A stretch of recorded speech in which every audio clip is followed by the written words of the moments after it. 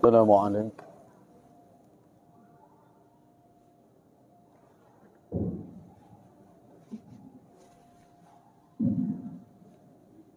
السلام عليكم ورحمة الله وبركاته.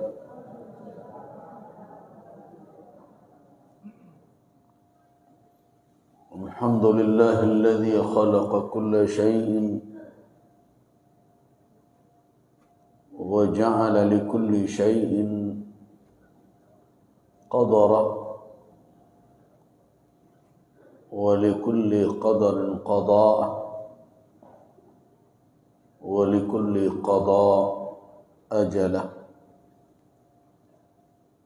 فإذا جاء أجلهم لا يستأخرون ساعة ولا يستقدمون أشهد أن لا إله إلا الله وأشهد أن محمد رسول الله اللهم صل وسلم على عبدك ورسولك وحبيبك محمد وعلى آله وأصحابه والتابعين وتابع التابعين ومن تبعهم بإحسان إلى يوم الدين أما بعد عباد الله قال الله تبارك وتعالى في كتابه الكريم استمعوا لتلاوته أعوذ بالله من الشيطان الرجيم وممن حولكم من الأعراب منافقون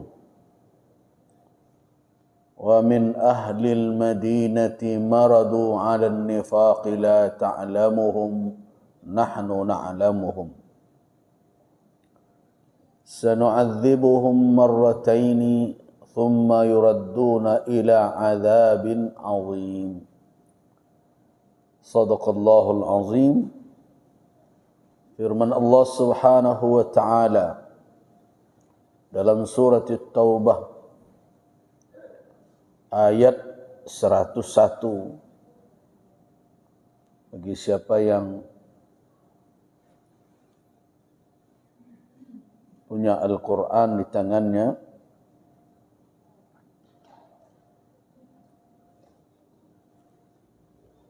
lihat surat At-Taubah. Surat At-Taubah itu adalah surat yang ke-9. Perhatikan ayat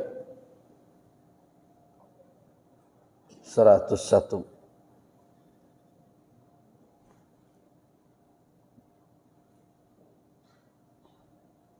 Allah Subhanahu wa taala berfirman yang terjemahannya dalam bahasa kita, dan di antara orang-orang Badawi, orang-orang Badui al-A'rab di sekitar kamu, mimman haulakum minal a'rab, di antara orang-orang yang sekitarmu di kalangan orang-orang Arab Badui, munafiquna adalah orang-orang munafik.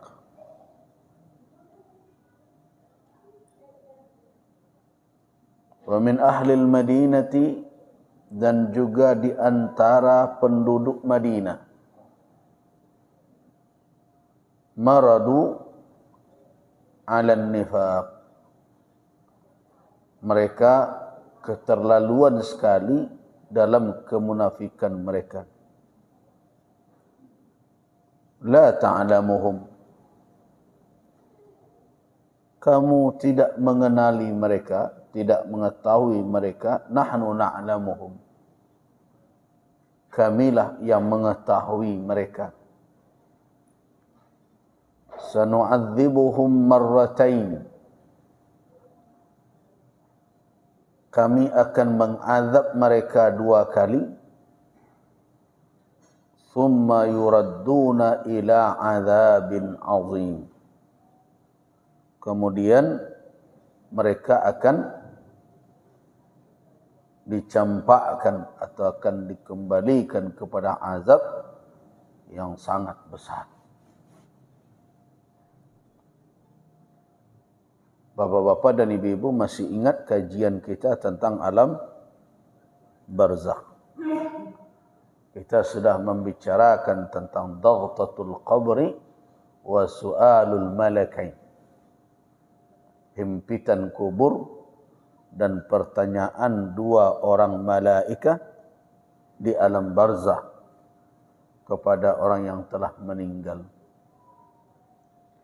Nah, pagi ini kita masuk membicarakan persoalan yang ketiga terkait dengan alam barzakh yang harus kita imani sebagai suatu kebenaran. Tentu sesuai dengan kaedah iman kita bahwa perkara gaib kita akan mengimani dan membenarkan masalah yang gaib itu kalau ada khabar yang sahih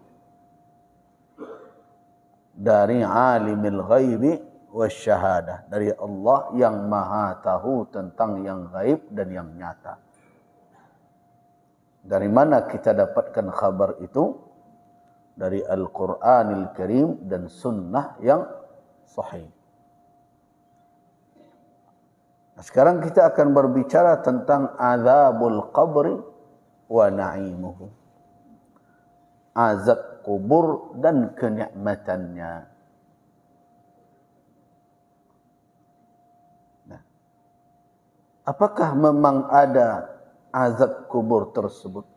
Itu pertanyaan yang sering dilontarkan orang, apalagi orang-orang yang kata mereka orang-orang rasional yang tidak bisa menerima sesuatu kalau tidak bisa dibuktikan secara ilmiah.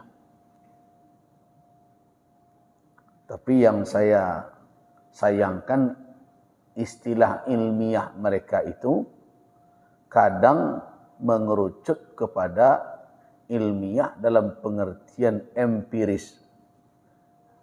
Ya, sebatas bisa dibuktikan dengan pembuktian lahiriah, itu yang mereka terima.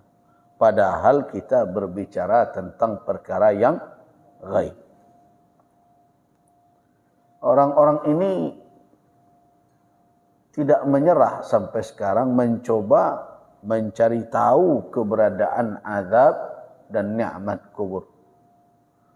Tapi dengan cara-cara empiris mereka, dengan mencoba menyadap pertanyaan malaika, memantau kondisi jenazah di dalam lahat dan berbagai macam. Mereka tidak menemukan apa-apa dan mereka berkesimpulan bahwa azab kubur itu tidak ada. Itu hanyalah sekedar berita menakut-nakuti yang disampaikan oleh para mubalik dan ahli agama.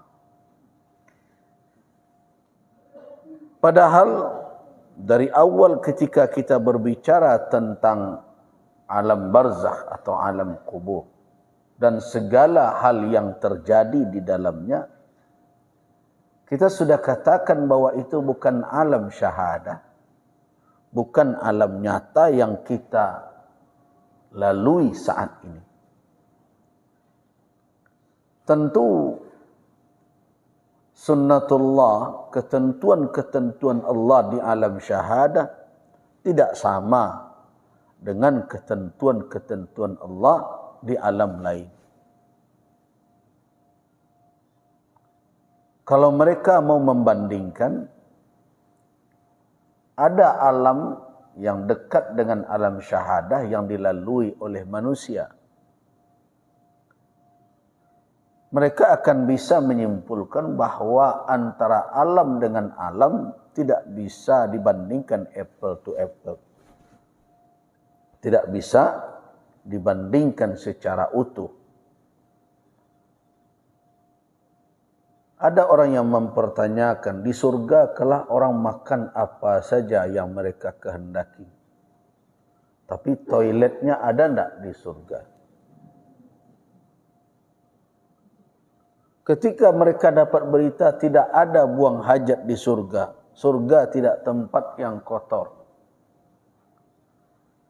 Nah, ketika orang yang terikat dengan ketentuan alam syahadah menjadi kebingungan. Makan ada, buang air tidak. Wah, itu bisa sakit itu. Nah. Kenapa? Mengeluarkan yang dimakan itu, kalau dalam ukuran alam syahadah, itu entah mana pentingnya dari memakan sesuatu. Jadi, ini ada cerita, tapi tidak terkait dengan perkara alam barzakh, tapi perkara makan dan membuang yang dimakan. Seorang khalifah duduk di hadapan seorang ulama. Kesibukan ulama dahulu kalau duduk dengan penguasa itu mengingatkan dia akan kekuasaannya. Agar dia jangan semena-mena, jangan sewenang-wenang di dalam menjalankan kekuasaan. Itu adalah pekerjaan ulama di masa lalu. Mayoritas mereka begitu. Nah, saya tidak tahu pekerjaan ulama di masa sekarang. Apakah sanjung menyanjung, jilat menjilat. Sekali berfoto dengan pejabat, habis seluruhnya itu. Bangga sekali, dipajang di depan pintu rumah segala. Nah, jadi jauh dengan karakteristik ulama masa lalu. Jadi kita bicara yang dimakan, yang diminum. Jadi ulama ada di dekat seorang pemimpin. Ya, tugas ulama memberikan terus nasihat, tausiah, mengingatkan tanggung jawab yang berat. Nah, kebetulan khalifah ini akan minum. Sedang memegang air di dalam gelas, hendak minum. Momen itu dimanfaatkan oleh ulama ini, berkata, Amirul Mukminin, wahai Amirul Mukminin, tamahal sejenak, tolong saya ingin bertanya kepada engkau. Ini belum jadi minum nih. Nah, apa yang kau tanyakan, wahai Syekh? Saya ingin menanyakan kepada engkau, seandainya, ini seandainya,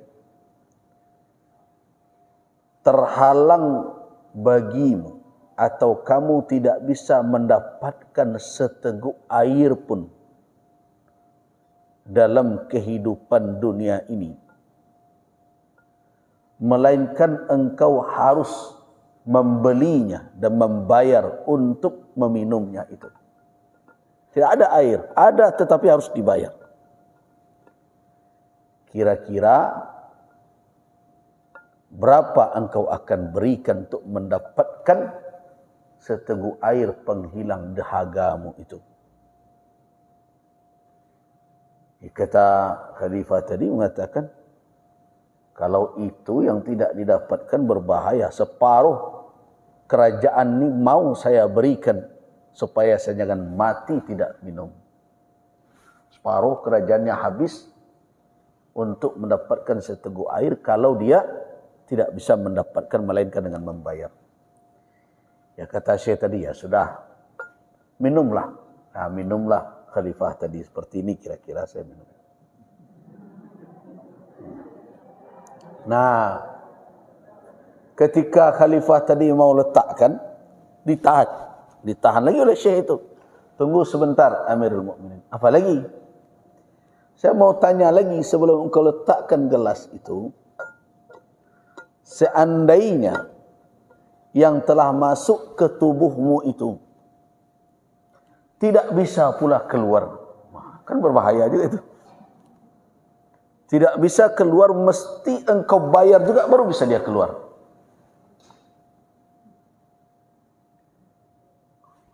Pusing nih Amirul Mukminin. Kalau tidak keluar yang diminum, berbahaya ini. Wah, kalau itu tidak keluar jadi risikonya besar. Kalau begitu, mau saya tebus dengan separuh kekuasaan saya. Ya kata Syekh tadi, sudah taruhlah gelas engkau. Taruh. Nah sekarang coba engkau renungkan.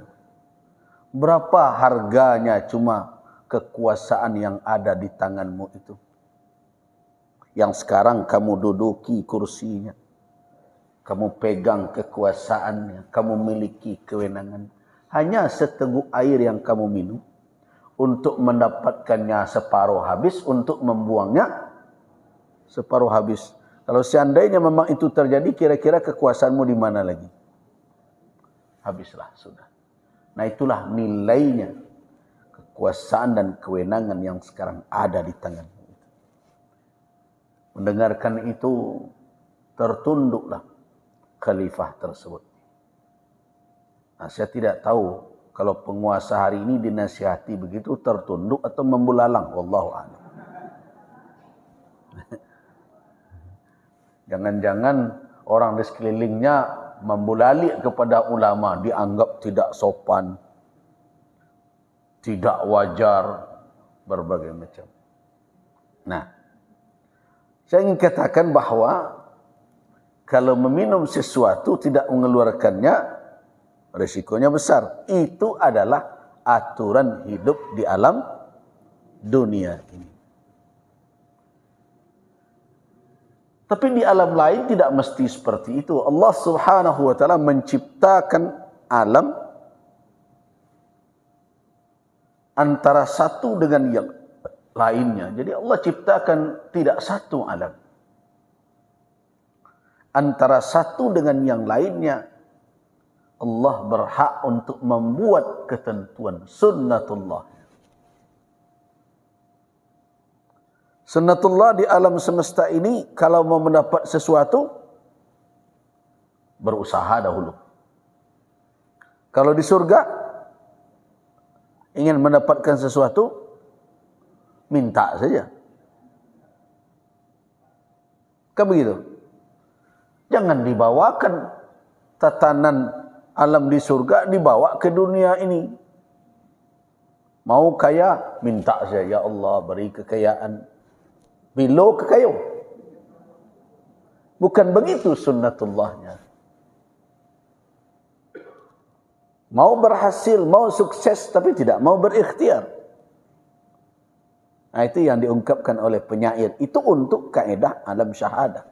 Tarjun najata wa lam tasluk masalikaha innas safinata lam tajri alal yabisi. Itu mahfuzat hafalan anak-anak belajar bahasa Arab dahulu. Engkau harapkan keberhasilan, tapi engkau tidak tempuh jalan-jalan untuk mencapai keberhasilan itu.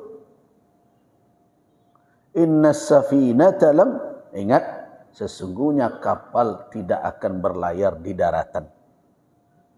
Jadi kalau mau berhasil tempuh, itu sunnatullah. Di mana? Fil kaun, dalam alam semesta. Tapi di alam lain tidak demikian adanya. Jangankan alam barzakh, alam akhirat. Di alam rahim saja tidak begitu tatanan dan aturan. Bayi atau janin di rahim ibu, dia mau makan, kan tidak dia yang bertanak dahulu. Dia dapat saja. Begitu pula tatanan di alam rahim. Di alam rahim, janin mendapatkan asupan makanan dari ibunya melalui tali pusarnya, ya kan? Kira-kira buang airnya di mana? Nah, ya begitulah ketentuan dan tatanan di alam rahim. Nah, itu yang kita ingatkan terus. Jangan membandingkan alam lain dengan alam dunia. Alam dunia punya ketentuannya. Allah Subhanahu wa taala qaddarahu, mentakdirkan. Allah menciptakan biqadarin. dengan qadarnya. Nah, takdir itu diantaranya adalah apa? Sunnah. Ketentuannya. Seperti apa supaya alam itu bisa berjalan kehidupan padanya. Nah, begitu juga dengan alam barzakh tadi. Karena itu kalau kita gunakan kaedah-kaedah alam duniawi untuk mencari tahu kondisi atau kejadian di alam barzakh, tumpul alat penelitian kita. Itu makanya tidak bertemu melalui CCTV dua malaikat yang datang seperti apa. Tidak terlihat apa yang diimani dan diyakini seperti itu, walaupun pengawasannya memakai kamera yang sudah sangat canggih. Kenapa? Karena kamera walau bagaimanapun dia menangkap alam syahadah. Nah, karena itu konsep keimanan kepada alam gaib tetap berpegang kepada khabar. Kepada khabar sima yang kita dengar. Tapi tidak semua khabar didengarkan. Ada khabar tentang kegaiban yang tidak mesti diimani. Kan banyak kajian-kajian hari ini yang separuh pengajian cerita mimpi dia saja dengan gurunya. Mesti tidak diimani itu? Tidak.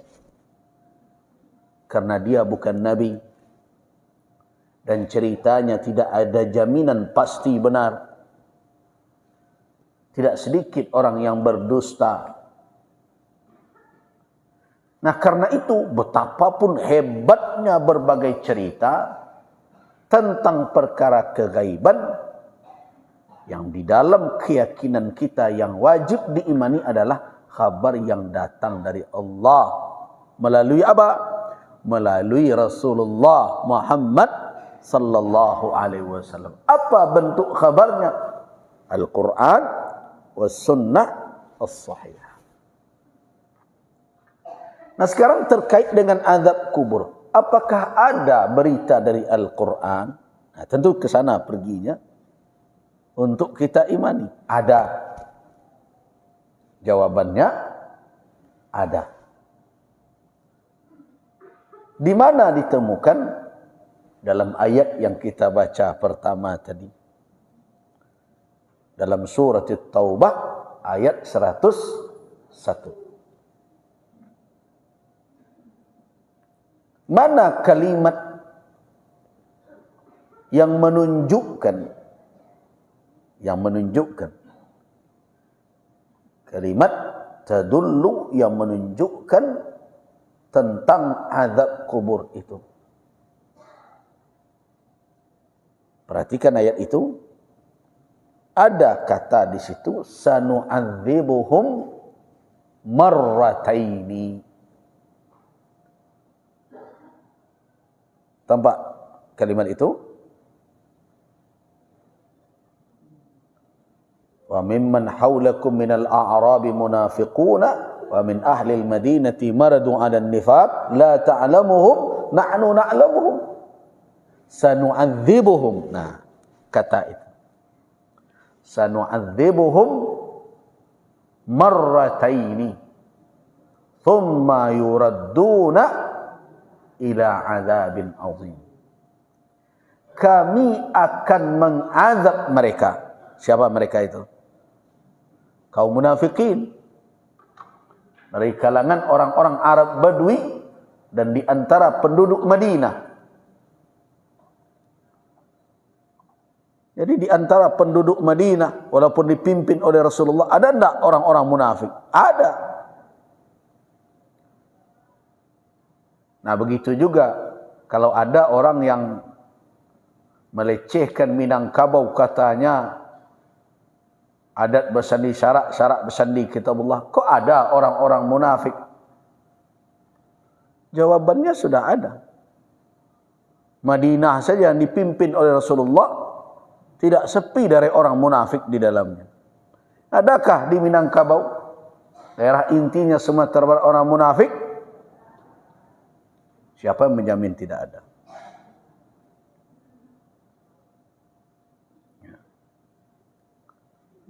Ada kalangan munafik, orang munafik dari kalangan intelektual, orang munafik dari kalangan penguasa, bahkan ada yang munafik dari kalangan ulama sekalipun.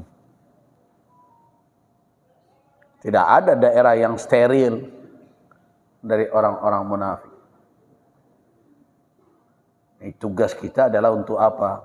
Menjaga bersama agar jangan orang munafik itu yang menentukan arah kehidupan kita. Itu yang menjadi tugas kita. Makanya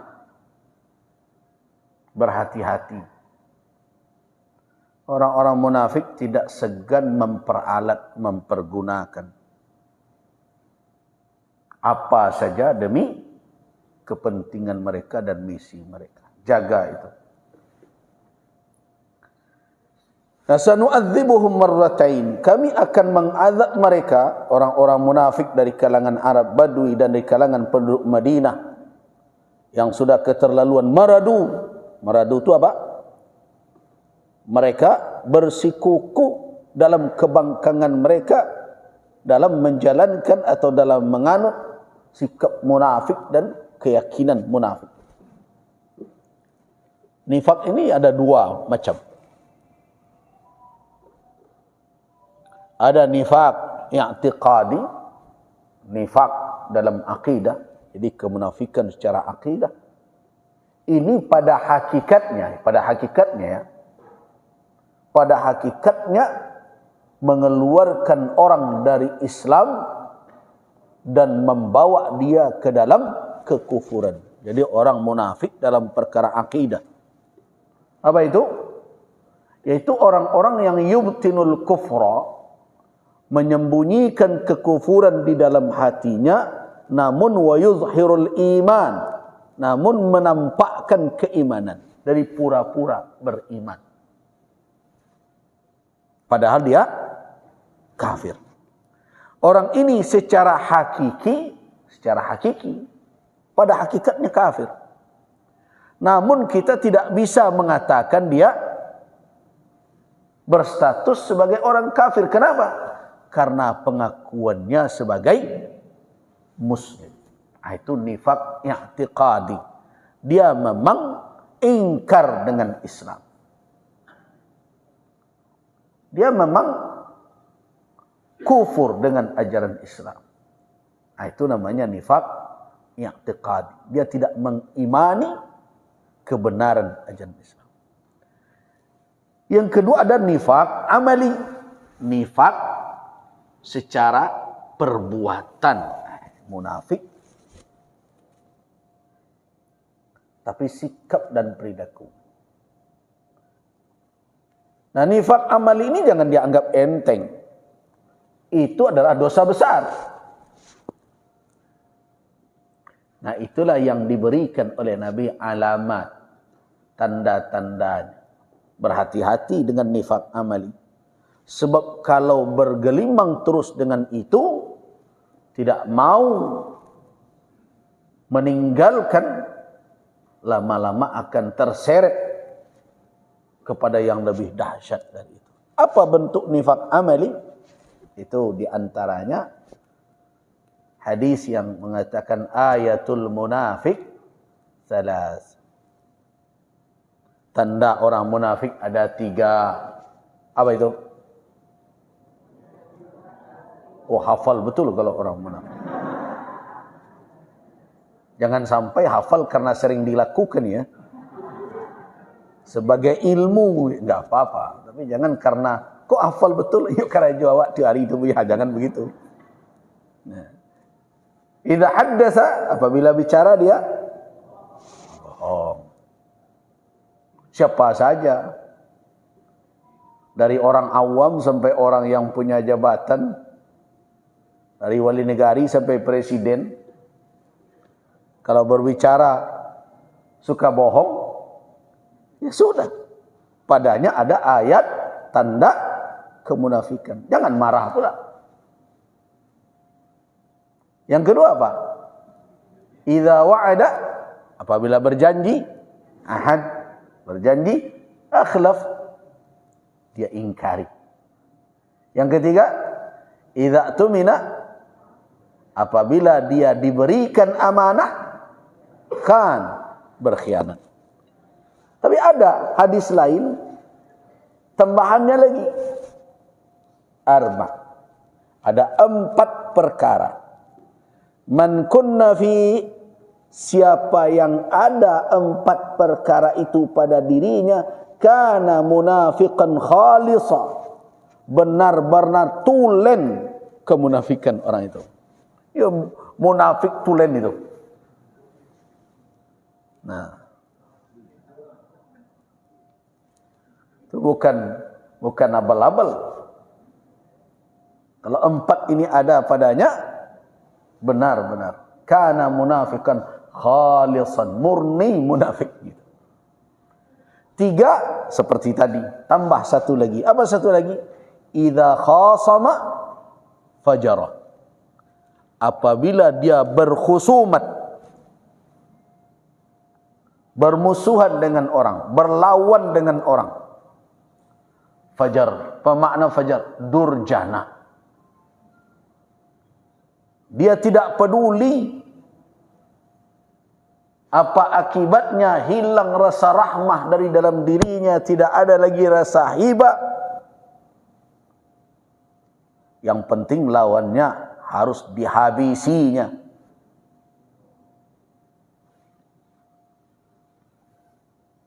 Kalau sudah dia bermusuhan dengan orang, dia melampaui batas. Sadis. Nah, tidak usah dibawa contohnya, banyak contohnya itu.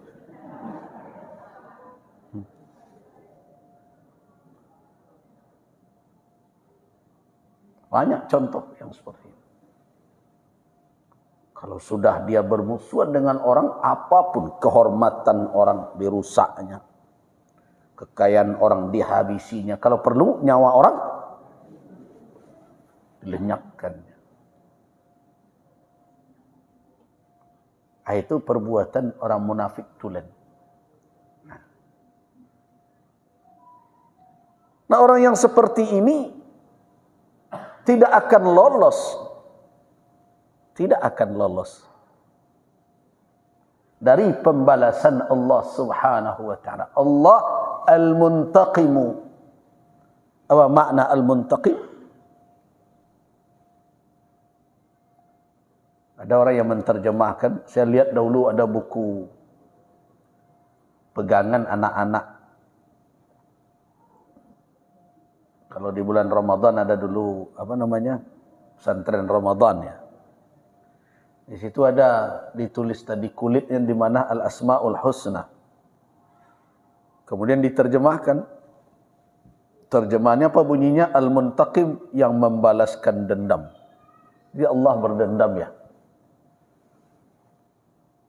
Saya sudah ingat waktu itu, tapi kan tidak semua yang diingatkan itu diperbaiki. Saya kata robahlah maknanya. Al-Muntaqimu itu maknanya bukan yang membalaskan dendam. Tetapi apa? Yang membalasi perbuatan jahat setimpal dengan perbuatan itu dalam ukuran keadilan Allah Subhanahu wa taala. Al-Muntaqim, yang membalasi perbuatan jahat, perbuatan buruk. Kan faman ya'mal mithqala dzarratin khairan yarah, wa man ya'mal mithqala dzarratin syarran yarah. Allah Subhanahu wa taala intaqama, membalasi orang-orang yang berbuat kejahatan, orang-orang yang berbuat kezaliman sesuai dengan perbuatannya itu di atas apa? Atas keadilannya. Nah, kalau dibiarkan lolos orang yang berbuat demikian, berarti tidak tegak keadilan Allah.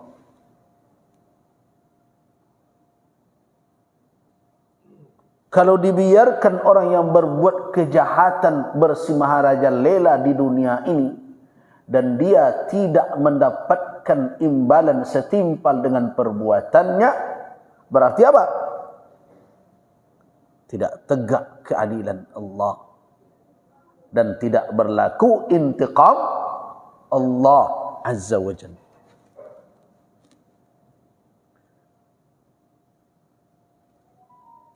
Nah, karena itulah makanya tidak semua balasan yang mesti didapat oleh orang yang berbuat kejahatan itu disandarkan oleh Allah semata kepada maafnya. Itu yang perlu diingat ya. Allah afuun, Allah Maha Pemaaf. Tapi tidak semua kejahatan bisa terhindar dari pembalasan hanya sebatas karena Allah memaafkan. Karena ada perbuatan yang bisa diberikan oleh Allah kemaafan bersangkut dengan kemaafan hamba. Apa itu? Zulmun, kezaliman. Jadi hati-hati. Kalau orang merampas hak orang lain, melakukan perbuatan zalim kepada hamba-hamba Allah, apakah Allah akan melampaui perbuatan jahat hamba itu kepada hamba Allah yang lain tanpa ada keredaan orang-orang yang dianiaya dan dizaliminya? Tidak. Itu makanya sebagian ulama memberikan penjelasan kepada kita, ingat perbuatan zalim kita itu lebih dahsyat akibatnya dibandingkan dengan kita tidak menunaikan kewajiban kepada Allah Subhanahu wa taala. Selama beriman ada peluang diberikan ampunan selama tidak syirik. Tetapi kalau kezaliman dengan sesama, dengan hamba Allah, apakah akan dilampaui begitu saja tanpa maaf, tanpa ridha al-mazlumun, orang yang dizalimi? Tidak akan.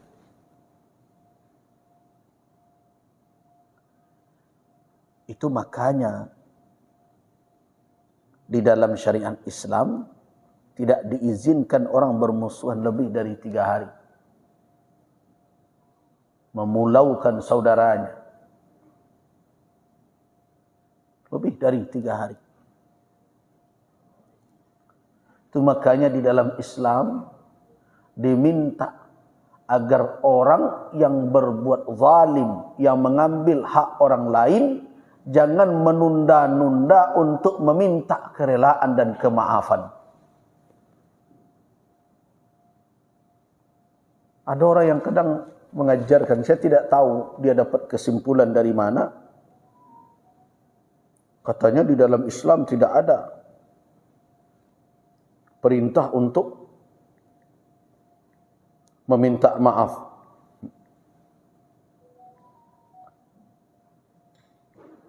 Katanya tidak ada perintah untuk meminta maaf. Apakah benar? Yang ada cuma memberi maaf.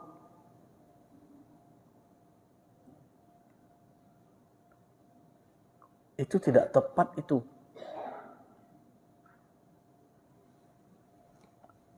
Di dalam petunjuk Nabi sallallahu alaihi wasallam, siapa saja yang ada di pundaknya alaihi mazlamatun li akhi, ada hak saudaranya, kezaliman yang dia lakukan terhadap saudaranya, maka apa tugasnya? Falyastahlilhu, minta kehalalannya. Falyatahallalhu minha, lepaskan diri dari ikatan kezaliman itu. Orang yang berbuat zalim terikat dengan perbuatan zalimnya karena ada hak saudaranya yang tidak dia tunaikan.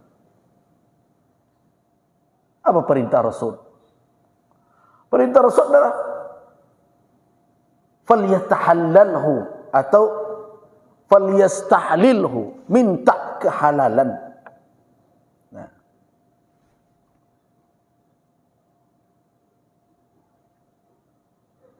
Kalau tidak,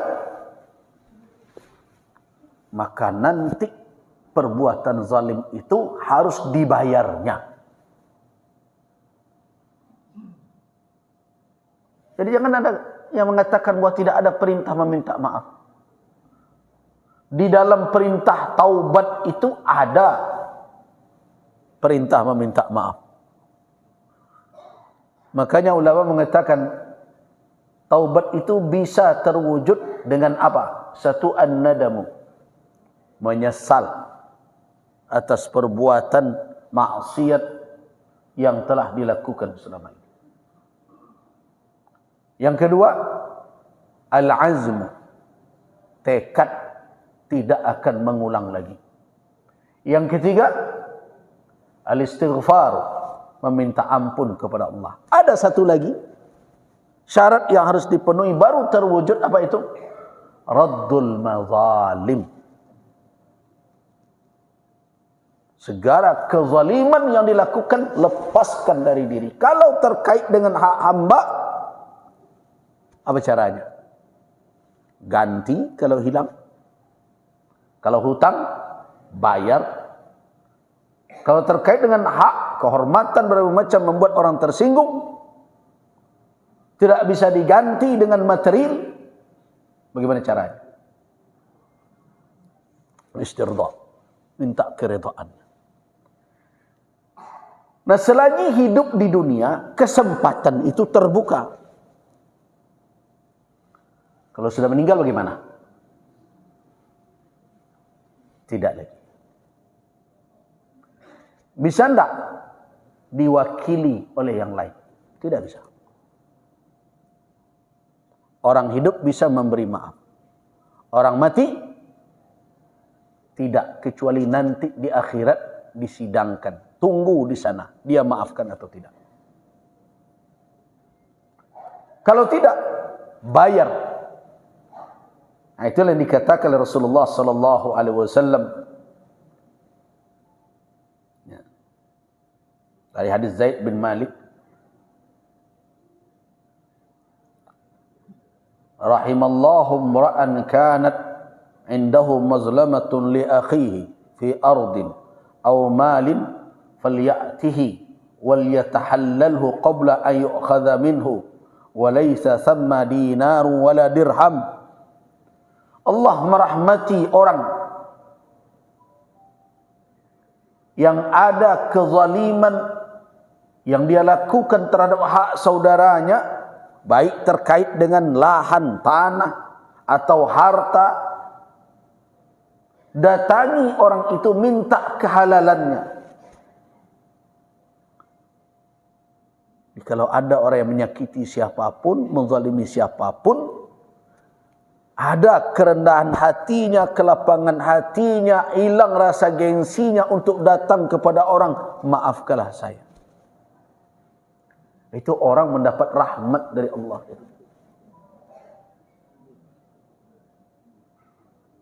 Orang mendapat rahmat dari Allah. Itu bukan orang hina itu. Orang yang mau menekan egonya, menepis rasa malu dari pandangan orang, menyadari kekeliruannya, dia telah mengambil hak saudaranya atau menzaliminya, datang dia, lepaskanlah saya dari kezaliman saya lakukan, maafkanlah. Nah, kata Rasul, rahimallah, Allah merahmati orang itu. Di awak itu nan rumi, pantang bana ke manakur. Lah jale salah meningadah jale. Oh indak dek dan aden lo kan menurutnya sianyo. Sianyo. Lai taunya den sianda. Kan cak model itu. Tapi kalau orang itu bisa menekan egonya, semua orang kan ingin disanjung, semua orang ingin dibesarkan. Itu tabiat manusia. Siapa yang tidak senang dipuji? Tapi manusia yang bisa mengalahkan syahwat itu datang minta maaf, minta rida, minta kehalalan. Rahimallah, Allah merahmati orang itu. Kalau tidak bisa dia melakukan itu, dia pertahankan egonya. Dia tutupi segala kemaksiatan, kezalimannya, dan dia bersikap seolah tidak berbuat apa-apa. Sudah jelas salah, tapi mengaku benar juga. Mungkin di dunia dia masih dipandang orang dengan segala prestise yang dia dapat. Tapi ingat, itu bisa dia lakukan qabla an yu'khadha minhu, sebelum diambil darinya bayaran atas kezalimannya. Tapi ingat, di hari itu la dinar wala dirham, tidak ada dinar pembayar, tidak ada dirham, tidak ada materi, tidak ada uang. Manusia nanti dibangkit dalam keadaan apa? Tidak berpakaian sehelai pun. Makanya ketika Nabi menceritakan itu, Ummul Mukminin Aisyah menjadi risih. Ya Rasulullah, kok enggak pakai pakaian? Terus satu sama lain akan mencalik, akan melihat aurat masing-masing. Apa kata Nabi kepada Ummul Mukminin Aisyah? Ya Aisyah, keadaan tidak akan membuat bisa seperti itu. Kini orang nan sibuk mencalik aurat tersingkoknya.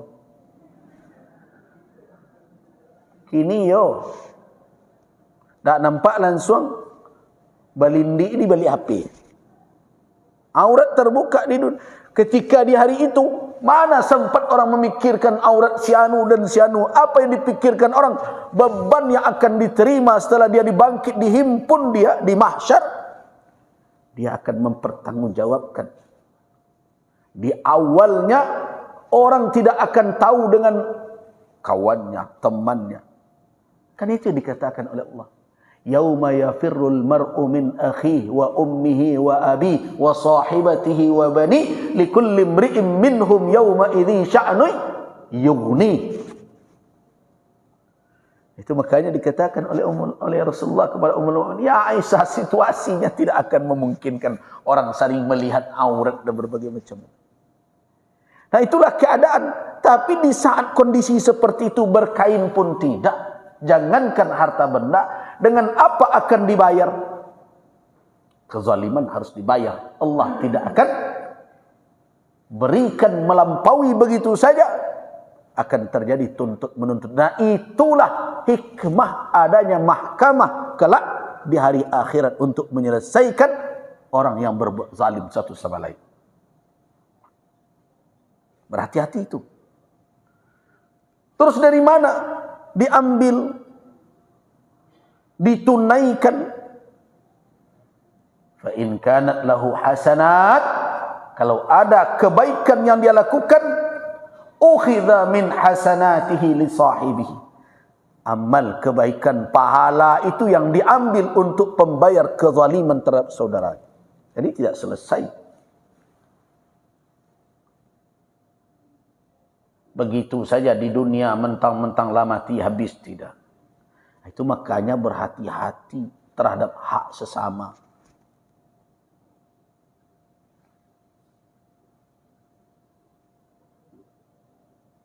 Karena itu hati-hati menyandang hak orang lain. Tanggung jawab.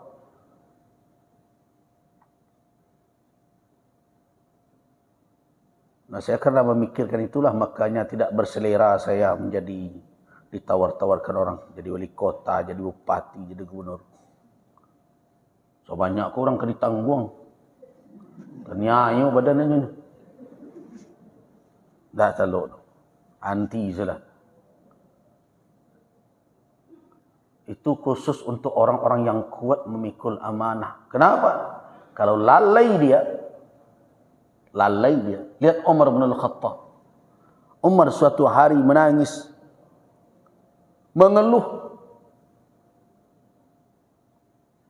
Apa yang kau cemaskan, Umar? Yang dicemaskan adalah Yaumul Ardil Akbar. Ketika orang dihantarkan, dipaparkan semuanya ke hadapan Allah dengan segala amal perbuatan. Seandainya ada binatang tunggangan dabah tertarung di Irak sana, kata Umar. Umar di Madinah. Kuda atau keledai binatang tunggangan tertarungnya di mana? Di Irak. La su'ila Umar. Umar akan diminta pertanggungjawaban, akan ditanya, kenapa engkau tidak datarkan jalan, wahai Umar? Itu yang ditakutkan oleh Umar. Nilai kalau saya takut itu pemimpin kini. Tapi kadang kalau kampanye menyamun-nyamun diri, ya Umar bin Khattab.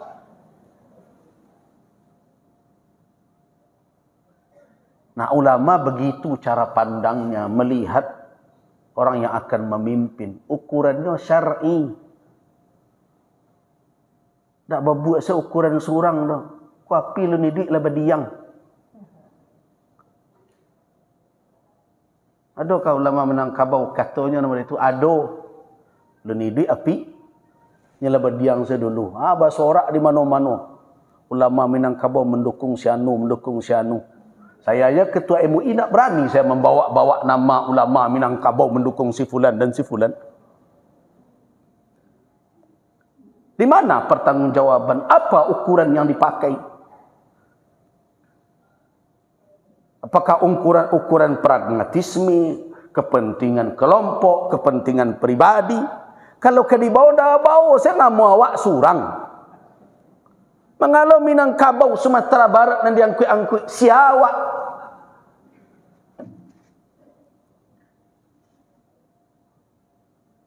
Saya memikul amanah pimpinan Majelis Ulama Sumatera. Tidak berani saya. Alawak tanya kau kepala ulama Minangkabau sadanya, Buya setuju je kau? Apa perangainya? Aku perangai muda iko Kau terkait je korupsi. Kau pernah nonton video porno. Kau itu. Alai ke bisa Buya sokong. Lain tanya dia awak. Kalau tidak, atas nama apa kita membawa-bawa? Atau mau kecian ditanya orang batu Buya. Alah. Kalau menurut ambo tu orang api lu nidiknya lah badiang dulu. Itu orang kedinginan surang saja namanya. Orang Minang ini cerdas iya. Jadi iyo cilu hendak. Nah. Jadi komitmen kita perlu kita bangun. Jadi kalau dikatakan orang adakah di tengah masyarakat yang dipimpin oleh orang yang baik, muncul orang yang tidak baik. Itulah sunnatullah. Di tengah-tengah kota Madinah yang dipimpin oleh Rasulullah ada saja orang munafik. Nah, tapi apakah perbuatan mereka akan lolos? Saya katakan tadi, tidak. Perbuatan mereka tidak akan lolos dari al-muntaqimu, dari yang maha membalasi perbuatan jahat setimpal dan sesuai dengan keadilannya. Akan diazab orang itu oleh Allah. Kapan diazab? Ada 3 kali azab. Perhatikan ayat 101 tadi kembali. Sanu'adzibuhum marratain thumma yuradduna ila azabin azim. Berapa kali itu? 3 kali. Kami akan azab mereka 2 kali. Kemudian kami tolakkan mereka ke azab yang sangat besar. Berapa kali? 3 kali. Itu orang-orang munafik. Takutlah dengan ini. Kalau masih ada sedikit keyakinan kepada Allah, kepada akhirat, kepada intiqam Allah Subhanahu wa taala, pembalasan Allah, orang-orang munafik akan merasakan 3 kali azab. Nah, mana yang 3 kali itu? 2 kali itu di mana? Mari kita lihat bagaimana para ulama menafsirkan ayat ini.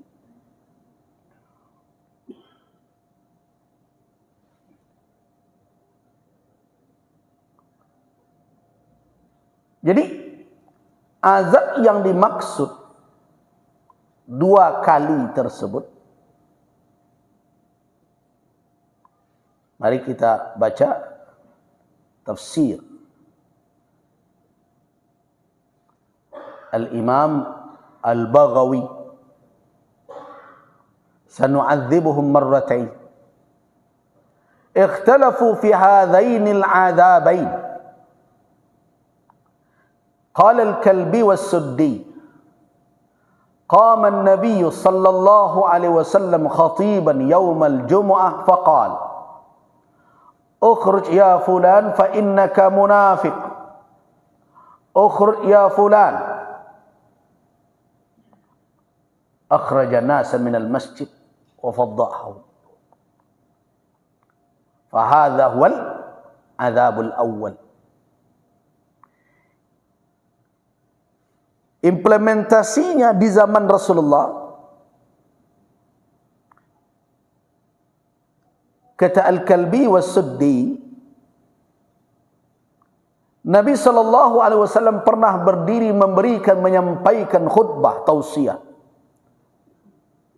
menyampaikan khutbah di hari Jumat. Di dalam khutbah itu beliau berkata, "Ukhruj ya fulan." Faqal, beliau katakan, "Wahai fulan, keluar." Ditunjuk saja oleh Nabi. "Fa innaka munafiq, engkau munafik." Keluar, kata Nabi. "Ukhruj ya fulan." Disebutkan oleh Nabi orang-orang dan diminta mereka keluar dari masjid, dan Rasulullah sallallahu alaihi wasallam membukakan apa yang selama ini mereka rahasiakan di dalam hati mereka. Kata Al-Kalbi was-Suddi, fa hadha huwal azabul awwal. Inilah azab pertama. Jadi apa azab pertama? Terbuka kamuflasi mereka. Topeng mereka tersingkap. Bukan nyanyi bukalah dulu topeng, enggak. Orang munafik kan bertopengkan kebaikan. Di dalamnya dia suruhkan kejahatan dan keburukan. Kadang di depan kita dia seperti teman. Di belakang dia bagaikan ular berbisa yang siap menerkam. Nah, kehinaan atau azab yang sangat susah mereka rasakan adalah apa? Ketika yang mereka sembunyikan tersingkap kepada orang banyak. Waduh. Itu makanya orang munafik itu tidak pernah tenang hidupnya. Kenapa? Karena setiap siang dan malam kecemasan. Bangkok Camik, kenapa cemas? Cemas tersingkap kebobrokan yang mereka sembunyikan itu. Jadi kerjaan mereka sibuk menutupi kebohongannya, pengkhianatannya, pengingkarannya terhadap janji. Sibuk orang munafik. Kalau dia ingkar janji, 1001 alasan dicarinya. Supaya dia tidak terlihat seperti orang mungkir. Kalau dia berkhianat, 1.000.000 alasan dicarinya supaya dia terlihat seperti orang yang amanah. Kalau dia berbohong, sekian banyak alasan dicarinya sehingga dia tidak terlihat seperti orang yang berdusta. Kalau terbuka yang dia tutupi itulah azab pertama di dunia ini yang diterimanya. Galak-galak juga, tapi lah sumbang.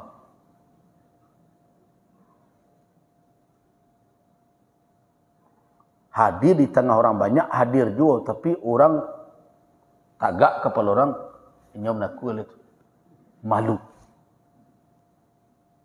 Itu namanya Rasulullah membukakan aib orang itu yang selama ini ditutupinya. Kemudian azab yang kedua apa? Kata ahli tafsir ini, wasani adzabul qabri. Jadi marratan itu satu di dunia, satu di kuburan. Kalau yang ketiga, tidak ada ikhtilaf itu. Tiga kemana? Neraka Jahannam. Nah, begitu juga Al-Imam Mujahid mengatakan makna marratain itu bisa jadi yang pertamanya dia mati terbunuh, yang kedua azabul qabr, azab kubur.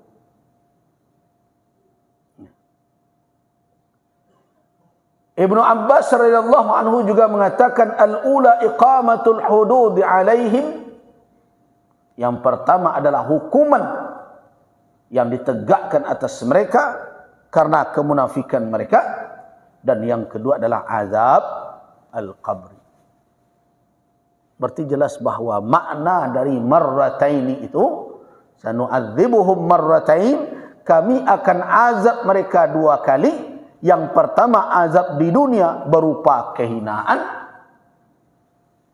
atau berupa hukuman yang membuat mereka menjadi hina, dan yang kedua adalah azabul qabri, azab kubur. Kemudian baru mereka dicampakkan ke dalam azab yang besar, yaitu neraka. Nah, itulah yang dikatakan oleh ulama bahwa azab kubur ditunjukkan oleh ayat di dalam Al-Quranul Karim.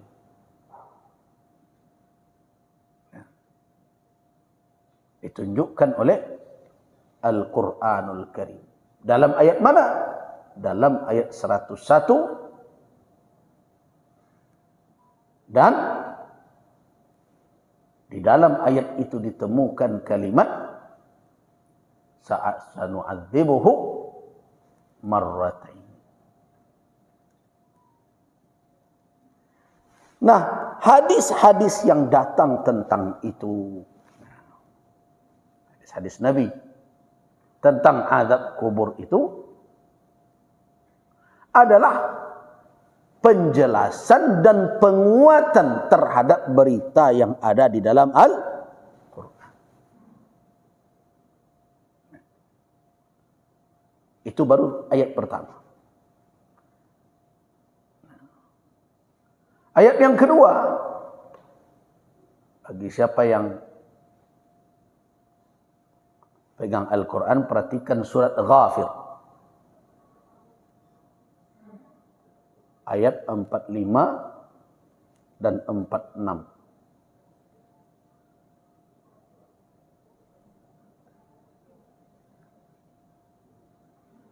Surat Ghafir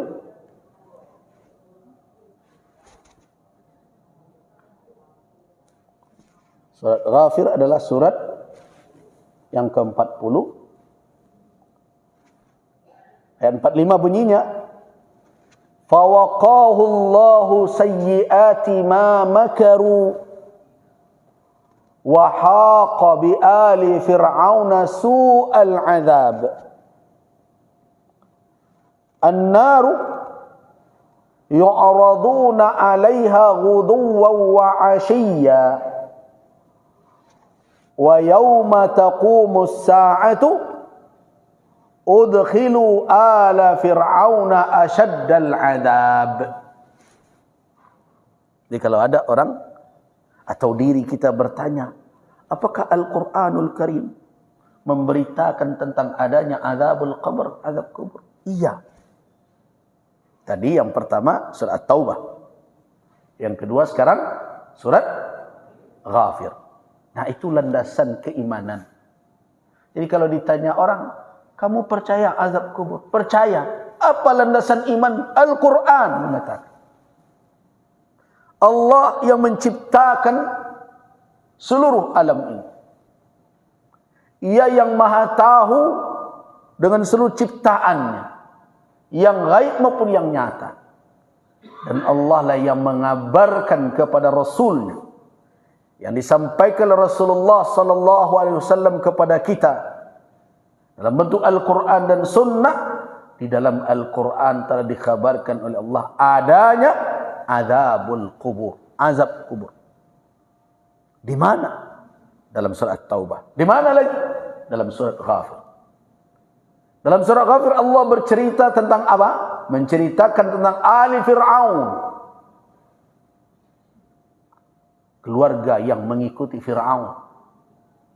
Tahu Fir'aun? Kenal dengan Fir'aun?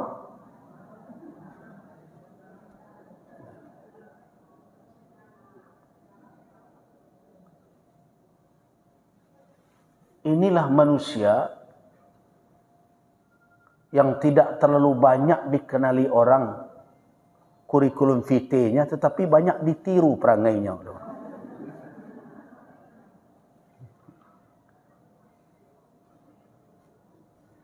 Ya kan CV-nya diperdebatkan orang. Ini Fir'aun ini kan bukan nama.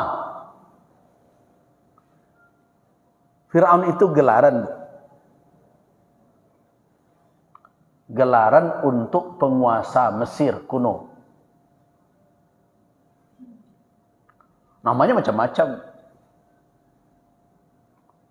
Kaya-kaya. Bahkan kekayaan pangeran kecilnya saja. Pangeran masih kecil. Tutankhamun namanya. Kalau ada orang yang pergi ke Mesir, pergi berkunjung ke museum di Tahrir namanya. Ada museum nasionalnya. Itu satu lantai.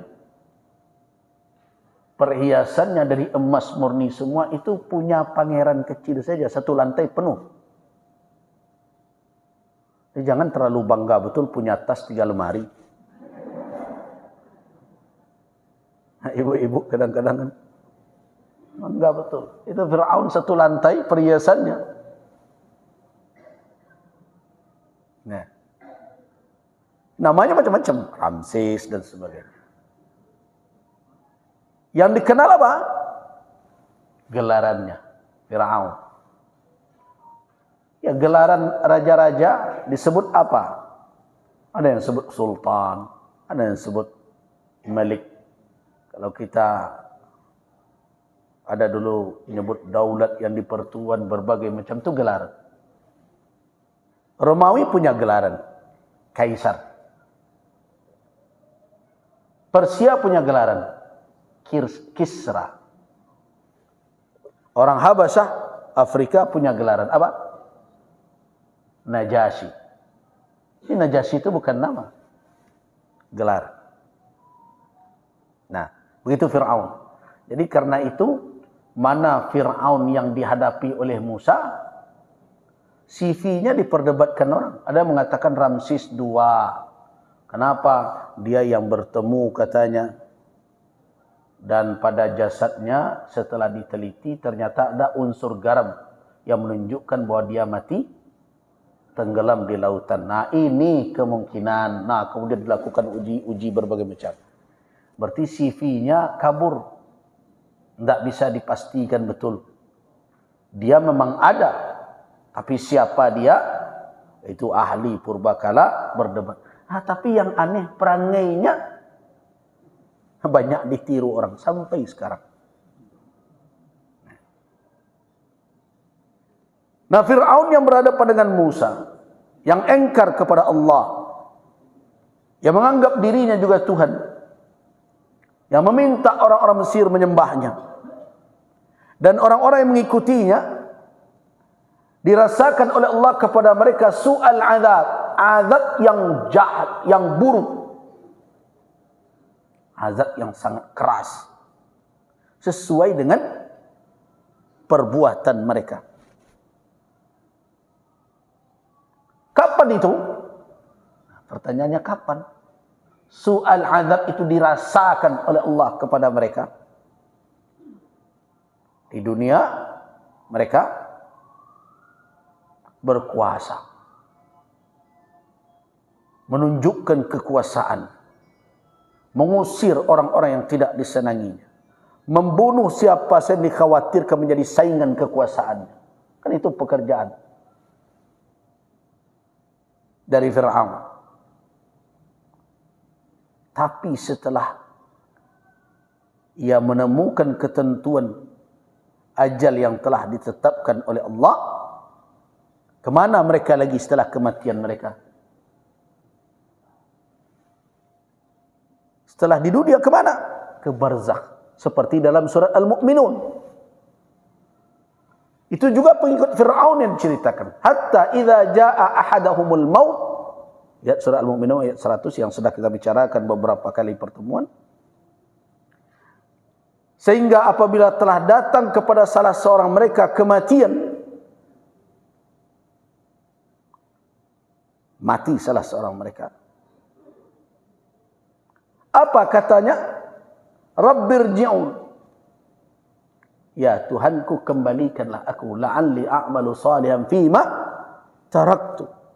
Mudah-mudahan aku bisa beramal saleh dalam segala hal yang aku tinggalkan, yang aku luputkan, yang tidak aku pergunakan selama di dunia kesempatan itu. Dia pengen balik ke dunia. Apa jawaban Allah?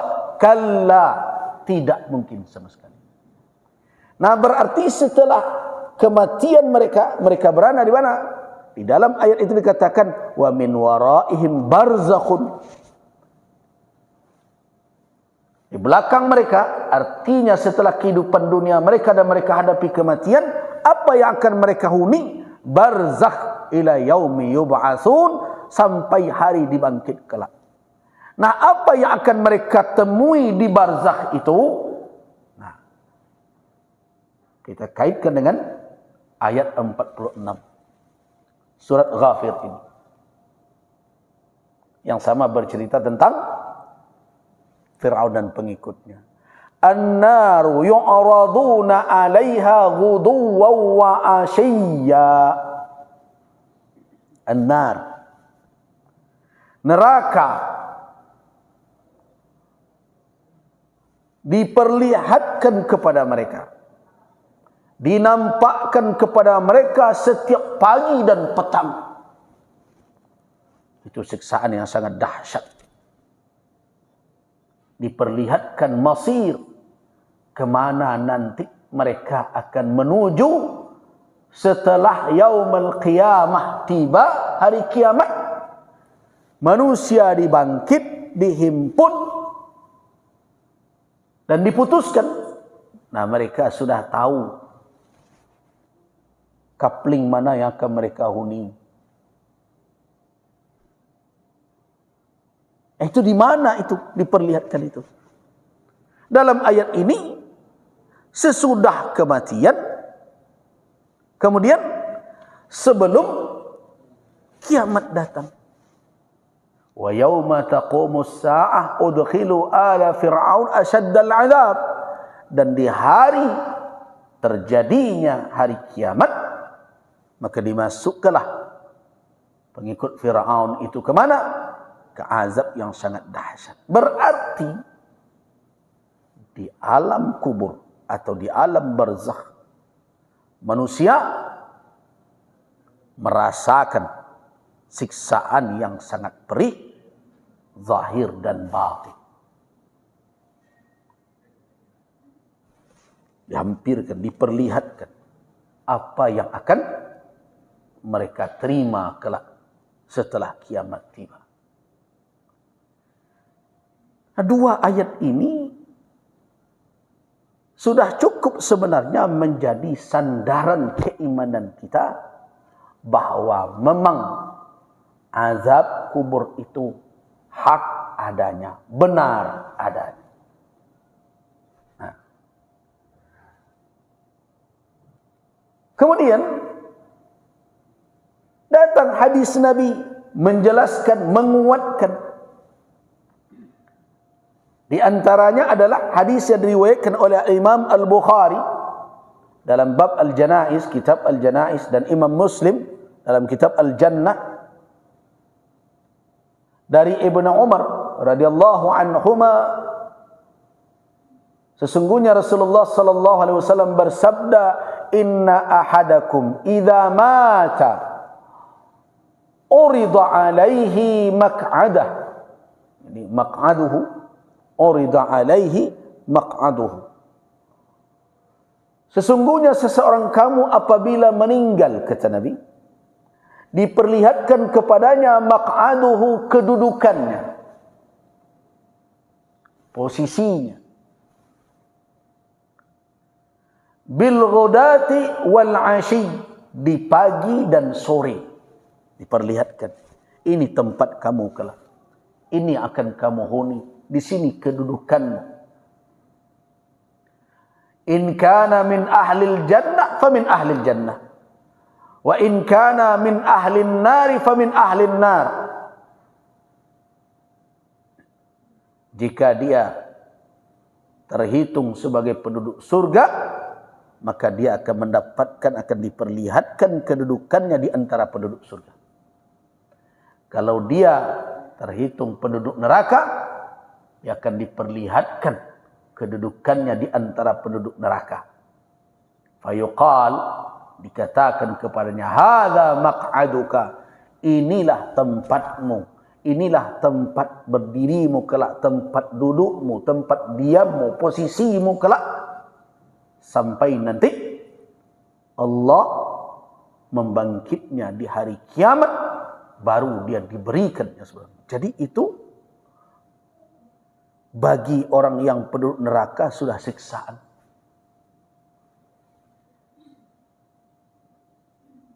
Bagaimana tidak? Yang menunggu di hadapannya bukanlah yang menyenangkan. Alangkah tersiksanya batin orang ketika dia tahu nasibnya ke depan seperti itu. Nah, siksaan batin ini lebih dahsyat dibandingkan siksaan fisik.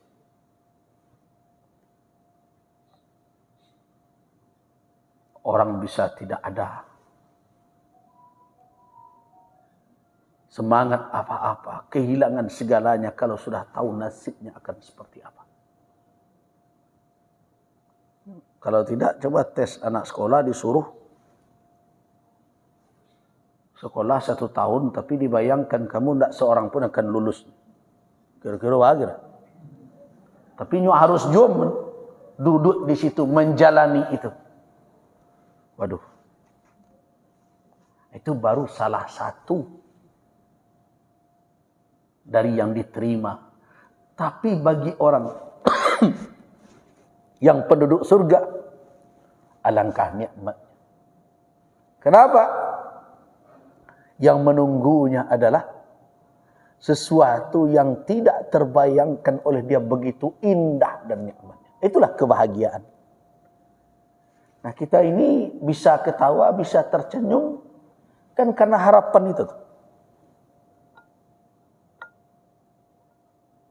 Kalau seandainya di depan kita tahu kita menunggu yang buruk, tak pandai wa galak. Kita senang, kita tersenyum. Kenapa? Kita punya harapan yang baik. Dengan itulah kehidupan ini menjadi cerah. Kalau tidak ada, itu tersiksa rasanya. Ada syair, tapi saya ragu yang mengucapkan Manfaluti atau Ibn Syauqi. Tapi bunyinya begini. Lau alimal walidu annahu yalidu lil maut, wa alimal bani annahu yabni lil kharab, wa alimal jami'u annahu yajma'u li fana'in, atau Seandainya orang yang melahirkan anak hanya terfokus kepada pemikiran dan ilmu bahwa anak yang dilahirkannya itu akan mati, itu sana dipikirnya. Orang yang membangun gedung, kalau yang dia ilmui dan dia berhenti pada batas gedung yang dibangunnya itu akan runtuh. Orang yang bekerja menghimpun harta, kalau dia terfokus terhenti pada ilmu, pada pengetahuan bahwa yang dia kumpulkan tidak akan bertahan, akan habis. Kalau begitu saja, sampai di sana saja langkah pemikiran, ma waladal walid, wa ma banal bani, wa ma jama'al jami'. Orang tua tidak akan mau melahirkan anak lagi. Itu alai yang mati Yusuf itu. Orang akan berhenti membangun. Tadi bangunnya keruntuh aja. Orang yang bekerja keruntuh akan dikumpulnya kabi aja. Nah. Tapi mengapa orang tidak berhenti membangun? Kenapa setiap pasangan yang menikah tetap pengen punya anak? Kenapa orang tidak berhenti mengumpulkan segala kepingan dan bongkahan dunia ini? Kenapa? Kata penyair itu, nahnu nahya bil amani wa in kanat kadhibah. Nahnu nahya bil amani wa in kanat khati'ah wa su'ada bil amani wa in kanat khati'ah. Kira-kira begitu. Kita ini hidup dengan cita-cita walaupun terkadang meleset. Ya, tapi itulah yang membuat kita bahagia. Kan acok meleset. Kalau ditanya sado je kok. Ibu cita-cita dulu. Awak kan jadi pilot dulu buyan. Tu kini mangah di dapur esoknya meleset gitu ni. Itu kebaju. Begitulah kehidupan. Nahya bil amal. Bil amali dengan harapan, cita-cita. Walaupun terkadang meleset. Kita bahagia dengan angan-angan. Wa in kanat kadhibah. Walaupun terkadang angan-angan itu berdutu kawak. Tapi itulah kehidupan. Saya mau ngambil ungkapan itu untuk apa? Bagaimana harapan tentang masa depan suram dan cerah itu membawa kebahagiaan dan kesedihan. Harapan yang cerah membuat hidup kita bahagia. Harapan yang suram, lihat orang yang putus harapan, berbahaya. Pengananya bisa panjang tali semeter jadi hilang harapan. Sekarang kan ada kekhawatiran banyak. Anak muda dari berbagai data itu ditemukan bunuh diri pada kalangan anak muda meningkat. Jadi menyedihkan. Narkoba meningkat.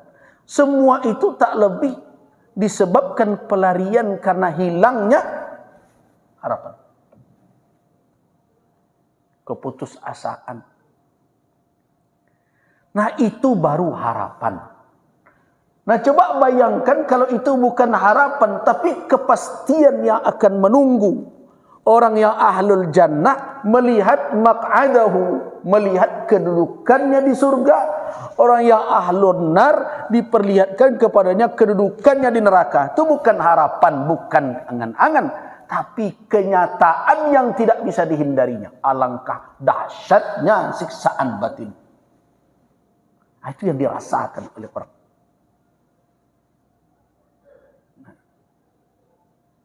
Itu dalil Al-Quran dan Sunnah. Saya datangkan satu lagi dalil dari Sunnah Nabi sallallahu alaihi wasallam.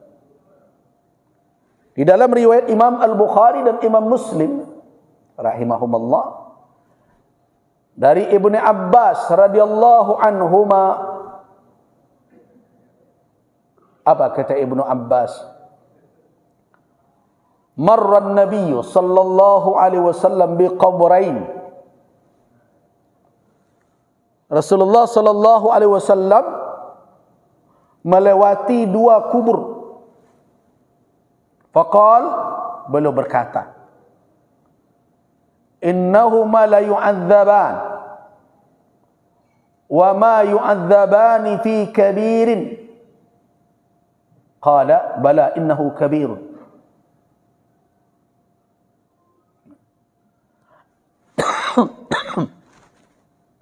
Amma ahaduhuma fakana la yastatiru minal baul wa amma al-akhar fakana yamshi bin namimah. Nabi melewati dua kuburan. Beliau memberitahukan, mengatakan, tentu ini adalah kabar dari Allah Subhanahu wa taala. Karena perkara kegaiban, Rasulullah sallallahu alaihi wasallam tidak mengetahui yang gaib melainkan yang diberitahukan oleh Allah kepada beliau. Beliau yang menegaskan demikian. Kata Rasulullah, sesungguhnya dua orang yang berkubur di kuburan ini, dua kubur ini, la yu'adzabani, sedang diazab. Wa ma yu'adzabani fi kabir. Mereka tidak diazab dalam perkara yang besar. Kemudian Nabi berkata, bala innahu kabir. Benar, perkaranya memang tidak besar, tetapi dia besar secara akibat dari perbuatannya itu. Amma ahaduhuma, salah seorang dari mereka, la yastatiru minal baul. La yastatir, ada beberapa lafaz tentang ini. Tidak menutup diri di saat buang air. Ada yang mengatakan tidak melepaskan diri, tidak beristinja.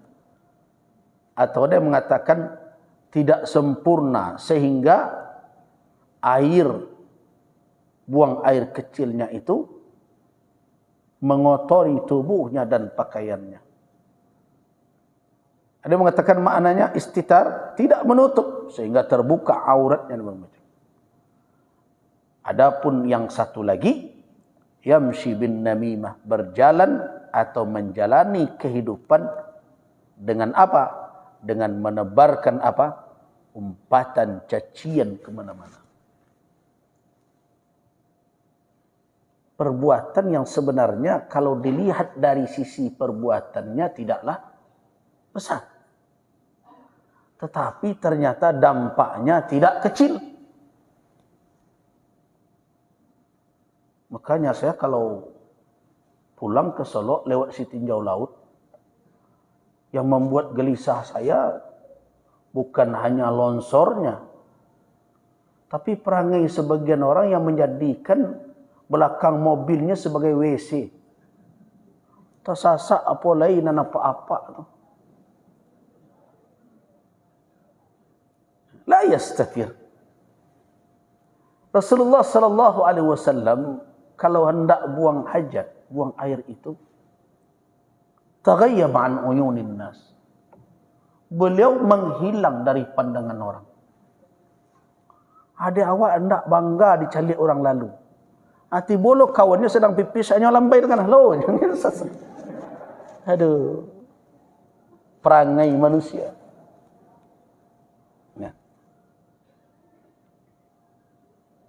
Kemudian beliau akhadha jaridata rutbah.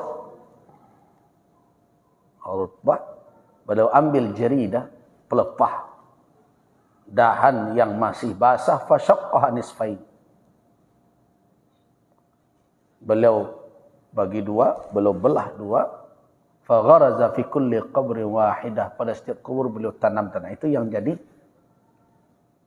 alasan dan dalil bagi sekian orang setelah menguburkan jenazah kemudian ditanamkan bunga hidup, pelepah yang hidup. Nanti ada kajiannya dalam bab janaiz, apakah itu diperlukan atau tidak, apakah itu khususiah kepada Nabi atau tidak.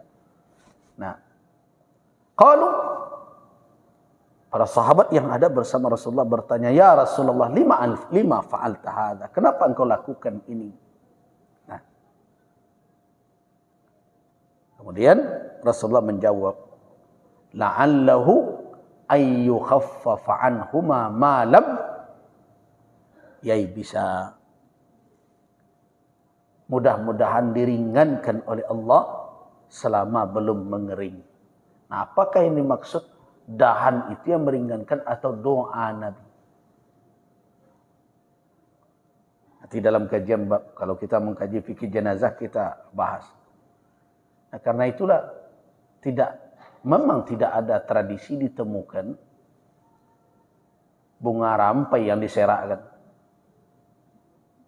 Nah, orang kita kan kadang-kadang melihat orang begitu, dibuat pula begitu. Sehingga setiap mengantarkan jenazah habis bunga ros.